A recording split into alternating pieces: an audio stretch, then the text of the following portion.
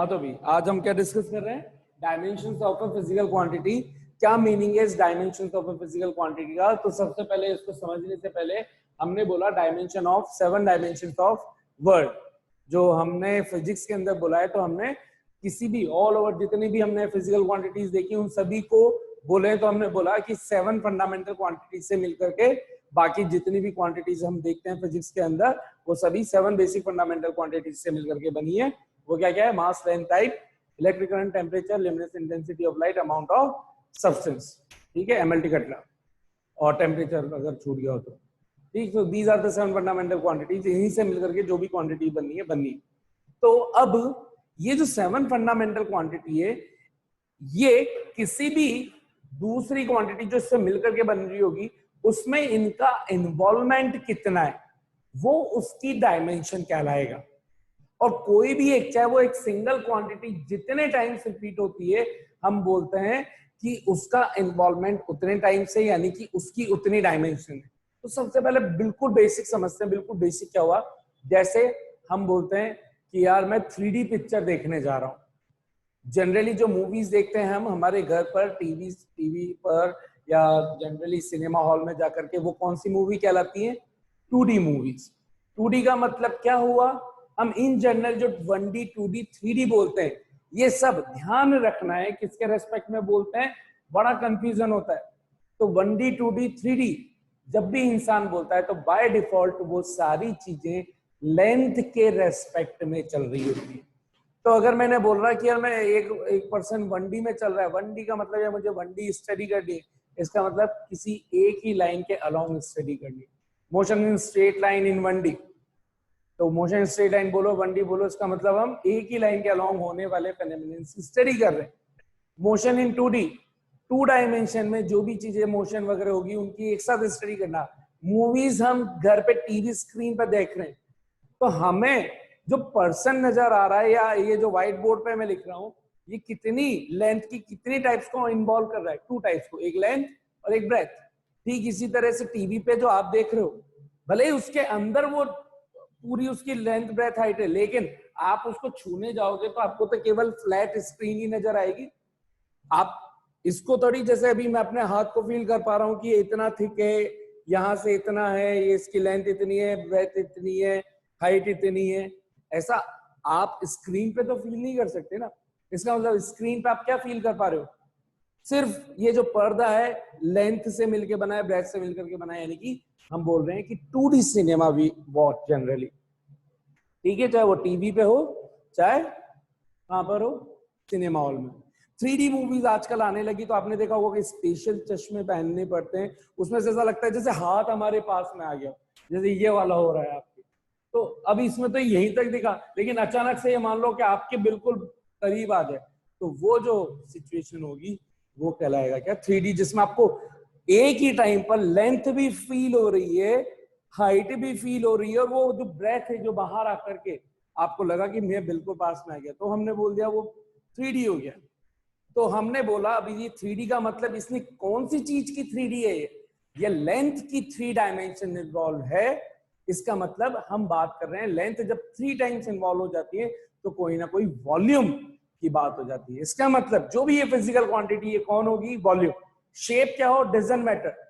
ठीक इसी तरह से लेंथ की 2 डायमेंशंस का इन्वॉल्व होना हमेशा किसी न किसी एरिया को इंडिकेट करेगा। जैसे आपकी स्क्रीन है, लेंथ इनटू ब्रेथ, रेक्टेंगल का एरिया हो चाहे स्क्वायर का एरिया हो चाहे पैरेललोग्राम हो, किसी भी ट्रायंगुलर शेप हो, डजंट मैटर। लेंथ का 2 डायमेंशन होना इसका मतलब है लेंथ 2 टाइम्स इन्वॉल्वमेंट है तो लेंथ स्क्वायर। अब वो चाहे मीटर स्क्वायर लिखो, सेंटीमीटर स्क्वायर लिखो, ये सब किसकी यूनिट होती है? एरिया की। ठीक इसी तरह से लेंथ इंटू लेंथ कितने टाइम्स हो गई? 3 टाइम्स लेंथ अगर हो गई तो एल क्यूब का मतलब लेंथ को अगर मीटर में लिखता हूं तो मीटर क्यूब आंसर आता, सेंटीमीटर में लिखता तो सेंटीमीटर क्यूब आंसर आता। और बचपन से हमें पता है कि मीटर क्यूब सेंटीमीटर क्यूब किसकी यूनिट होती है? वॉल्यूम की। तो ये किसका आंसर हुआ? वॉल्यूम का। बोलो समझ में आया कि नहीं आया? इतना समझ में आ गया अच्छे से? ठीक है। तो नेक्स्ट देखिए, ये तो हुआ कि 3D और 2D का मीनिंग है। इसी तरह से हर एक 7 फंडामेंटल क्वांटिटीज किसी भी फॉर्मूले में जितनी बार आ रही होगी वो उसकी इंडिविजुअल डायमेंशंस कहलाएंगी, और उसके अलावा ओवरऑल टोटल डायमेंशंस कैसे हो रही है, तो हमने बोला क्योंकि मैक्सिमम जो फिजिकल क्वांटिटी के डेराइव वाले फॉर्मूले उसमें कहीं ना कहीं ज्यादातर इन्वॉल्वमेंट मास, लेंथ और टाइम की होती है। इसलिए बोला कि अगर जो भी बेसिक फाइनल फॉर्मूला लिखो तो एटलीस्ट 3 चीजों की इंफॉर्मेशन जरूर दे देना कि मास कितनी टाइम इन्वॉल्व हो रहा है, लेंथ कितनी टाइम इन्वॉल्व हो रही है, और टाइम कितनी टाइम इन्वॉल्व हो रहा है। यानी कि आपको जो आंसर देना है कम से कम मिनिमम ये फॉर्मेट आपको फॉलो करना ही करना है, m power a, l power b, t power c। यानी कि मास अगर मान लीजिए kg स्क्वायर 2 टाइम्स मास आ रहा है, मास इंटू मास कहीं पे किसी फॉर्मूले में आ जाए तो kg स्क्वायर, तो एक ही जगह क्या लिख दूंगा 2। लेंथ जैसे अभी मैंने बोला कहीं पे 2 आ गया या 3 आ गया तो उसको लिख देंगे L2 या L3, या अपॉन में आ गया तो उसको ऊपर ले गए, अपॉन में 2 टाइम्स इन्वॉल्वमेंट थी, जैसे यहाँ वॉल्यूम की 3 टाइम्स इन्वॉल्वमेंट थी, यहाँ पे मैंने लिख रखा है वॉल्यूम के अंदर length into breadth into height, लेकिन ये डेंसिटी में मास अपॉन वॉल्यूम, वॉल्यूम की 3 टाइम्स इन्वॉल्वमेंट है तो L की पावर 3 आया, जिसको ऊपर ले जाएंगे तो L माइनस 3, यानी कि जिसकी जितनी टाइम इन्वॉल्वमेंट है वो लिख करके आपको इस फॉर्मेट में एटलीस्ट रिप्रेजेंट करना है। ये कब है? जब ये 3 हो या ना हो। लेकिन अगर इनसे ज्यादा रिमेनिंग 7 फंडामेंटल क्वांटिटीज आ रही है तो फिर ये तो लिखना ही है, उनको भी साथ में लिखना है। तो पहले जल्दी से समझ लेते हैं कि 7 फंडामेंटल फिजिकल क्वांटिटीज होती क्या है, उनके डायमेंशंस को लिखते कैसे हैं और उसको रिप्रेजेंट हम करेंगे कैसे। तो सबसे पहले लिखने का तरीका, किसी भी फिजिकल क्वांटिटी को अगर बोला जाए कि लिखो साहब dimension of force, dimension of work, dimension of speed, dimension of density, dimension of length, ये वर्ड डायमेंशन ऑफ, तो कहीं पे भी ये वर्ड लिखा हुआ मिल जाए डायमेंशन ऑफ, इसका मतलब है आप क्या लगा दो, एक बिग ब्रैकेट, स्क्वायर ब्रैकेट, और उसके बाद जो भी चीज यहां लिख रखी है वो इसमें लिख दो। इसका मतलब हुआ कि अगर मैं इसको उल्टा लिखूं कि ऐसा कहीं पे आपको दिख जाए ये सिंबल और इसमें जो भी लिखा है, तो आप इसको रीड क्या करोगे, आपको रीड करना है डायमेंशन ऑफ। मान लीजिए मैंने फिजिकल क्वांटिटी लिख दिया तो आप इसको रीड क्या करोगे, डायमेंशन ऑफ फिजिकल क्वांटिटी। मैंने डायमेंशन ऑफ फोर्स का सिंबल F लिख दिया तो आपको रीड क्या करना है, डायमेंशन ऑफ फोर्स। ये तो हो गया इसका मीनिंग कि इसको रीड कैसे करना है, इस चीज को हमने रीड ऐसे किया है, हाउ टू रीड। अब अगर ये रीड करना हमें समझ में आ गया है तो हम अब 7 फंडामेंटल की जल्दी से क्या देख लें, डायमेंशन देख लें।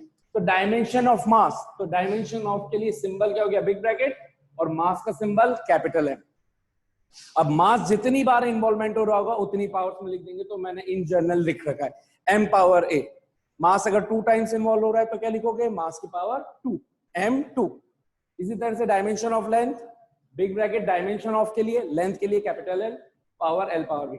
Dimension of time capital T, T जितनी बार इन्वॉल्व हो रहा होगा, जैसे एक्सेलरेशन में का फॉर्मूला जो यूनिट होती है मीटर पर सेकंड स्क्वायर, सेकंड किसकी यूनिट, टाइम, टाइम का स्क्वायर, तो नीचे क्या आ जाता है टी स्क्वायर, तो ये लिखते हैं मास का तो m और t का स्क्वायर, t ऊपर जाता तो कितना लिखते हैं t माइनस 2, तो यहाँ पे t की पावर जो c है, c की जगह में क्या लिखता -2। इसी तरह से इलेक्ट्रिक करंट, इलेक्ट्रिक करंट के लिए सिंबल a, तो a की पावर जो भी जितनी टाइम इन्वॉल्वमेंट है। अब कोई कहेगा सर आप बार बार MLT की फॉर्म में बता रहे हो, कोई ऐसा भी तो बताओ जिसमें a आता हो या इनमें से बाकी रिमेनिंग आते हो।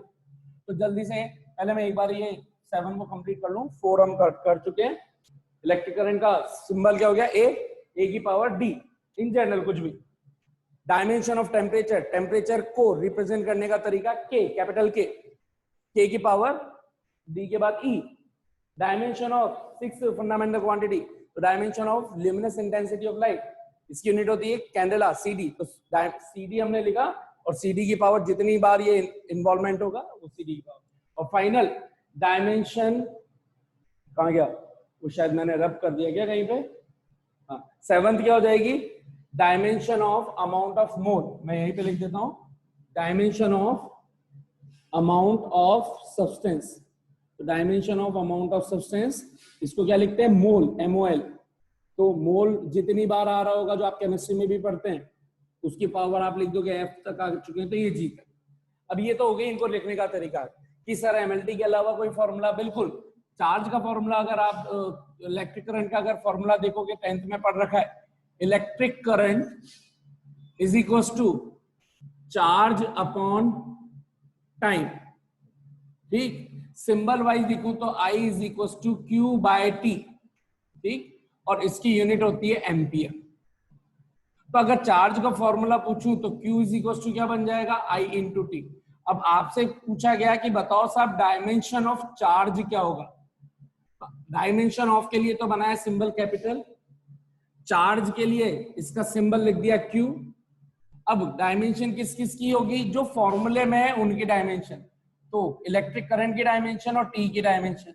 इलेक्ट्रिक करंट की डायमेंशन किस में मेंशन कर रहे हैं, इलेक्ट्रिक करंट ए में। तो ए कितनी बार आ रहा है, आई यहाँ पर 1 टाइम, तो ए की पावर 1। टी का डायमेंशनल फॉर्मूला, टाइम का डायमेंशनल फॉर्मूला क्या हो, कैपिटल टी। कितनी बार है, 1 टाइम, तो T1। तो फाइनल आंसर क्या हो गया, ये इसको सामने लिखता हूं यहाँ पे, A1 और कैपिटल T1। तो फाइनल आंसर क्या बना, A1 T1।